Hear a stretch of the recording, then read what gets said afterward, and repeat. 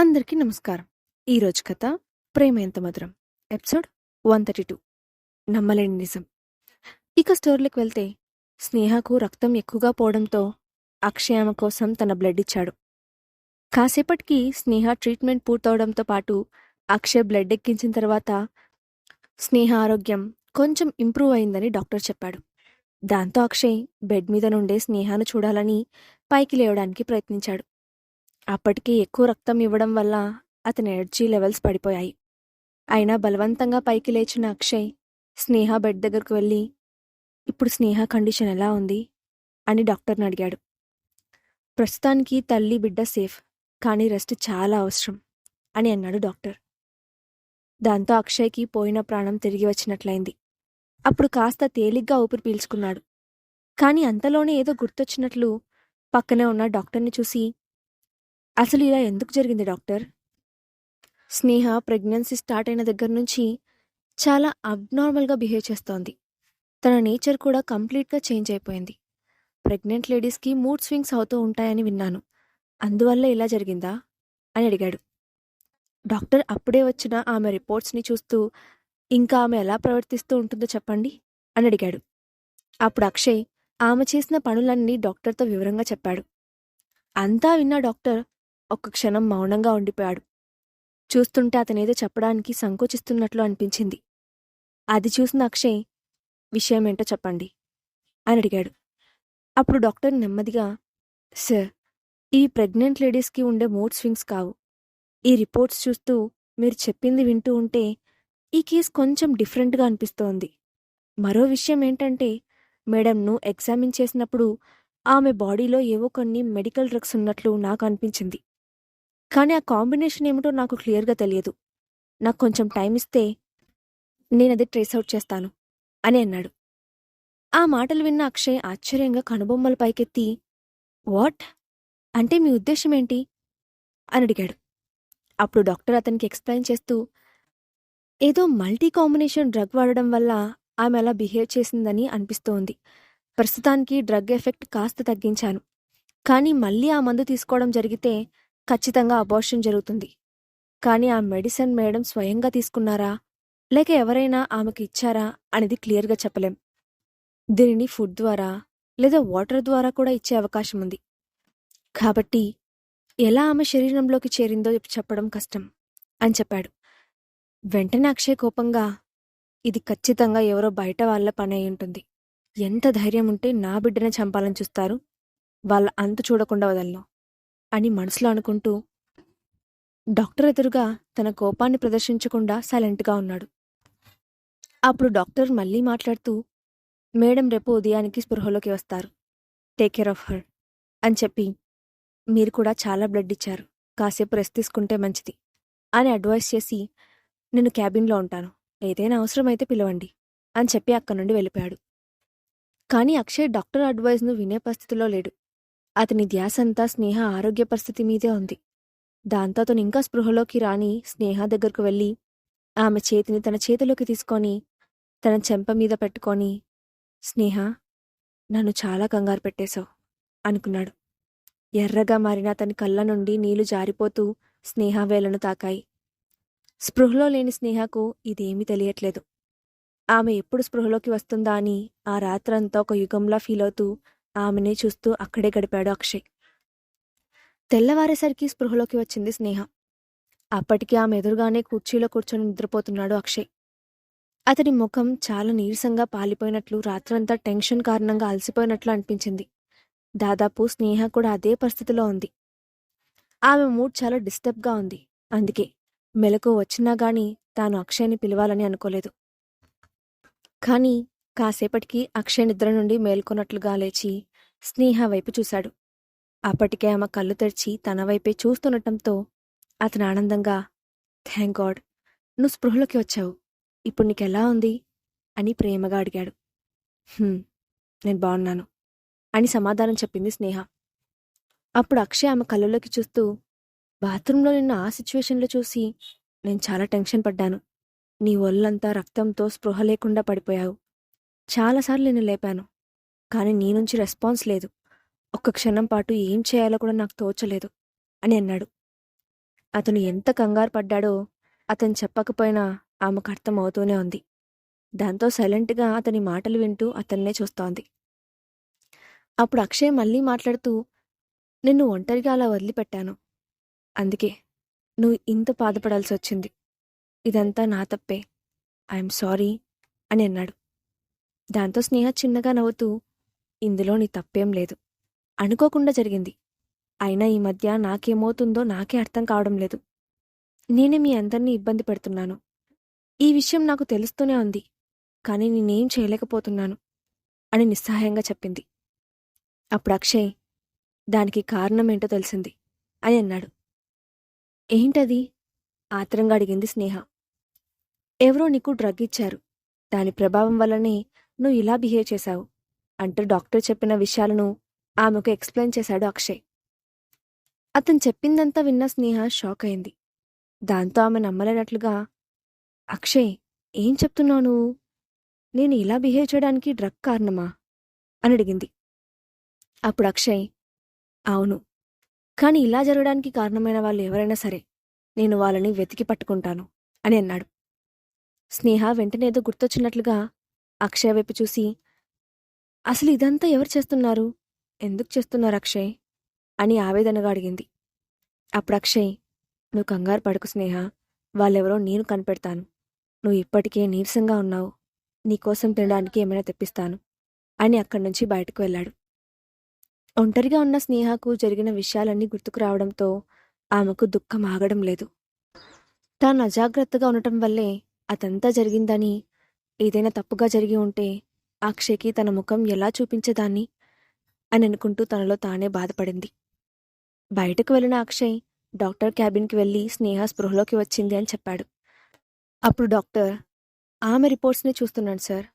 ఆమెకు గాజు పెంకుల వల్ల తగిలిన గాయాలు తొందరలోనే తగ్గిపోతాయి. కానీ ఈ అబార్షన్ కోసం వాడిన డ్రగ్ ఏదైతే ఉందో దాని ప్రభావాన్ని తగ్గించడానికి స్నేహకు ఇంకొంచెం మెడికేషన్ అవసరం. అంతేకాక ఆమె మెంటల్ కండిషన్ని కూడా మనం కంట్రోల్లోకి తీసుకురావాలి అని చెప్పాడు.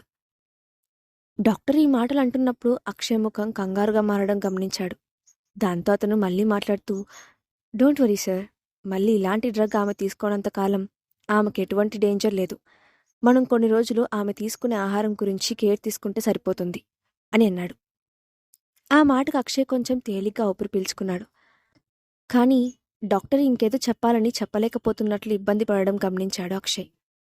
దాంతో అతను, ఏమైంది డాక్టర్ అని అడిగాడు. అప్పుడు డాక్టర్ నిదానంగా, కొత్తగా వచ్చిన రిపోర్ట్స్ను ఇప్పుడే చెక్ చేశాను సార్. అందులో మరో కొత్త విషయం తెలిసింది అని అన్నాడు. ఏ విషయం? ఆందోళనగా అడిగాడు అక్షయ్. అప్పుడు డాక్టర్ నెమ్మదిగా, ఆమె తీసుకున్న డ్రగ్లో ఆ పోర్షన్ అవ్వడానికి మాత్రమే కాకుండా మూడ్ చేంజ్ చేసేలా కూడా ఈ మందు మిక్స్ చేసి ఉంది. ఇది ఎక్కువ రోజులు కంటిన్యూ అయ్యుంటే మేడం మెంటల్ స్టేటస్పై కూడా ఎఫెక్ట్ చూపించి ఉండేది. పైగా ఈ డ్రగ్ ఆమె తీసుకున్న ఫుడ్ ద్వారానే ఆమె శరీరంలోకి వెళ్ళింది. ఇది బాగా ఆలోచించాల్సిన విషయం అని చెప్పాడు. అది విని అక్షయ్ ఆశ్చర్యంగా తన నుదురు చిట్లిస్తూ, ఏంటి డాక్టర్ మీరు చెప్పేది? అంటే తనకు ఇంట్లో వాళ్ళే విషయం పెట్టారన్న మీ ఉద్దేశం అని అడిగాడు. అప్పుడు డాక్టర్ తల ఊపుతూ, ఇలాంటి పని చేసే అవకాశం ఎప్పుడూ ఆమెకు దగ్గరగా ఉండేవాళ్లకే ఉంటుంది సార్ అని తన అభిప్రాయాన్ని చెప్పాడు. ఇంతవరకు స్నేహ బాత్రూంలో కళ్ళు తిరిగి పడిపోయిందని మాత్రమే అనుకున్నాడు అక్షయ్. కానీ ఆమెకిచ్చిన డ్రగ్ వల్ల ఇదంతా జరిగిందని అర్థం చేసుకున్న అక్షయ్కి కోపం కట్టెలు తెంచుకుంది. ఈ పని చేసింది ఎవరో తెలిస్తే ఈరోజే ఈ భూమిపై వాళ్ళకి చివరి రోజు అవుతుందని అనుకున్నాడు. డాక్టర్తో మరి కాసేపు మాట్లాడి బయటకు వస్తున్న అక్షయ్కి అన్నపూర్ణమ్మ, యువన్ కనిపించారు. అప్పుడు అన్నపూర్ణమ్మ, యువన్ బాబు స్నేహ మేడంని చూడాలని గొడవ చేస్తే తీసుకొచ్చాను సార్ అని చెప్పింది. అప్పుడు అక్షయ్ యువన్ తల నిమిరి, మమ్మీ ఇప్పుడే స్పృహలోకి వచ్చింది, వెళ్ళి చూడండి, కానీ ఎక్కువ టైం డిస్టర్బ్ చేయకుండా రావాలి, సరేనా అని చెప్పాడు అక్షయ్. ఓకే డాడీ అన్నాడు యువన్. దాంతో అన్నపూర్ణమ్మ యువన్ను తీసుకొని స్నేహ ఉన్న గదిలోకి వెళ్ళింది. ఆ విషయం ఇచ్చిన వాళ్ళు ఎవరై ఉంటారని తీవ్రంగా ఆలోచిస్తూ బాల్కనీలోనే రైలింగ్కి ఆనుకుని నుంచున్నాడు అక్షయ్. ఇంతలో మెట్ల దగ్గర కొంతమంది సర్వెంట్స్ మాట్లాడుకుంటున్న మాటలు అతని చెవిన పడ్డాయి. స్నేహ మేడంకు ఎవరో విషయం ఇచ్చారట అంటున్నాడు ఒక సర్వెంట్. అవునా? కానీ అలా ఇచ్చే ధైర్యం ఎవరికి ఉంది? అసలు అలా విషయం ఇవ్వాలంటే మేడంకి దగ్గరగా వెళ్ళే అవకాశం ఉన్న వాళ్ళే చేయగలరు అని అన్నాడు మరో సర్వెంట్. ఆ మాటలు విన్న అక్షయ్ కూడా అది నిజమే అనిపించింది. దాంతో అతను ఆలోచిస్తూ, స్నేహకు దగ్గర వాళ్ళంటే ఎవరుంటారు? ఆమెకు ఫుడ్ ఇచ్చేదే అన్నపూర్ణమ్మే కదా. ఆమె నా చిన్నప్పటి నుంచి నాకు తెలుసు. అన్నపూర్ణమ్మ అలాంటి వ్యక్తి కాదు. అంటే ఈ ఇంట్లో ఉండే బయట వ్యక్తులు సర్వెంట్స్ మాత్రమే. అంటే ఈ సర్వెంట్స్లో ఎవరైనా ఈ మధ్య ఆమె దగ్గరకు ఎక్కువగా వెళ్లారేమో తెలుసుకోవాలి అని తనలో తానే అనుకున్నాడు. ఇంతలో హడావిడిగా అక్కడికి వచ్చిన త్రిపాఠి, సార్, మేడంకి ఇప్పుడు ఎలా ఉంది అని అడిగాడు. అప్పుడు Akshay, no problem, she's fine. కానీ ఆమెకి ఎవరో స్లో పాయిజన్ ఇచ్చారని తెలిసింది. ఖచ్చితంగా ఈ విల్లాలో ఉన్న సర్వెంట్స్లో ఎవరో ఒకరు ఆ పని చేసి ఉంటారని నాకు అనిపిస్తుంది. నువ్వు ఆ విషయం గురించి ఇమ్మీడియట్గా ఎంక్వైరీ స్టార్ట్ చేయి అని చెప్పాడు. స్నేహపై విషప్రయోగం జరిగిందని తెలుసుకున్న త్రిపాఠి షాక్ అయ్యాడు. దాంతో వెంటనే, ఓకే సార్, నేను ఇప్పుడే ఎంక్వైరీ చేస్తాను అని చెప్పి అక్కడి నుండి హడావిడిగా వెళ్ళిపోయాడు. కాసేపటికి తిరిగి వచ్చిన త్రిపాఠి, సార్, విల్లాలో ఉన్న సర్వెంట్స్ గురించి ఇన్ఫర్మేషన్ మొత్తం చెక్ చేశాం. మేడంకి ప్రమాదం జరిగిన సమయంలో శ్యామల అనే ఒక సర్వెంట్ బ్యాక్ డోర్ నుంచి పారిపోయిందని తెలిసింది. అందుకే నాకు ఆమె మీద డౌట్గా ఉంది. మీరు పర్మిషన్ ఇస్తే ఆమె ఎక్కడున్నా వెతికి పట్టుకొని ఇక్కడికి తీసుకువస్తాను అన్నాడు. దాంతో అక్షయ్ కోపంగా, ముందు వెళ్ళి ఆ శ్యామల ఎక్కడున్నా ప్రాణాలతో పట్టుకొని తీసుకురా అని చెప్పాడు. ఓకే సార్ అంటూ అక్కడి నుంచి వెళ్ళిపోయాడు త్రిపాఠి. మరోవైపు దాత్రికి తన గార్డ్ నుంచి ఫోన్ వచ్చింది. ఆ ఫోన్లో మాటలు వింటున్న దాత్రి ఫేస్ ఎక్స్ప్రెషన్స్ వైల్డ్గా మారిపోయాయి. దాంతో ఆమె ఆవేశంగా, ఏమంటున్నావు? నువ్వు చెప్పింది నిజమేనా?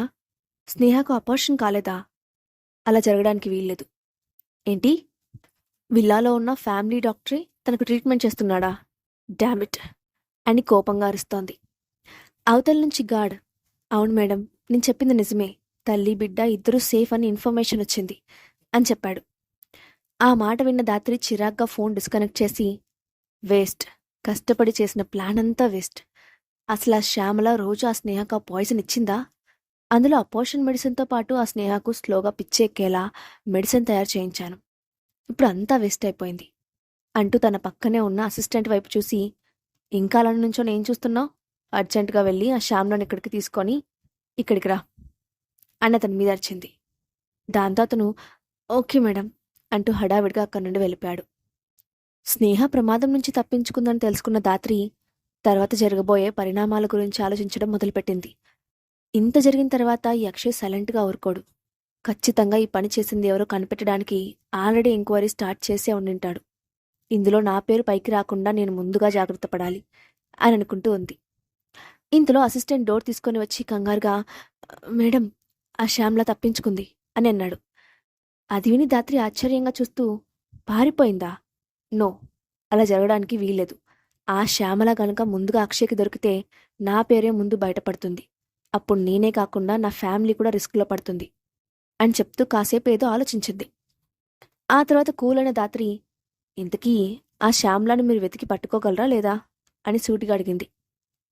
అప్పుడు అసిస్టెంట్ కొంచెం తడబడుతూ, అంటే మేడం, శ్యామల గురించి మన వాళ్ళు ఎంక్వైరీ చేస్తున్నారు. ఆమె వాళ్ళ సొంత ఊరు పారిపోయిందని తెలిసింది. మీరు పర్మిషన్ ఇస్తే మేము వెళ్ళి ఆమెను పట్టుకొని ఇక్కడికి తీసుకొని వస్తాం అని అన్నారు. అప్పుడు దాత్రి, ఇంకా ఎందుకు వెయిట్ చేస్తున్నారు? ఆ శ్యామలను మీరు ఎట్టి పరిస్థితుల్లోనూ వదలకూడదు. ఆమెను ఎలాగైనా పట్టుకోవాలి. త్వరగా వెళ్ళండి అని అంది. దాంతో అసిస్టెంట్ హడావిడిగా అక్కడి నుండి వెళ్ళిపోయాడు. అప్పుడు దాత్రి ఆలోచిస్తూ, ఈ అక్షయ్కి శ్యామల దొరకకుండా చూడాలి. మన వాళ్ళని నమ్ముకుంటే లాభం లేదు.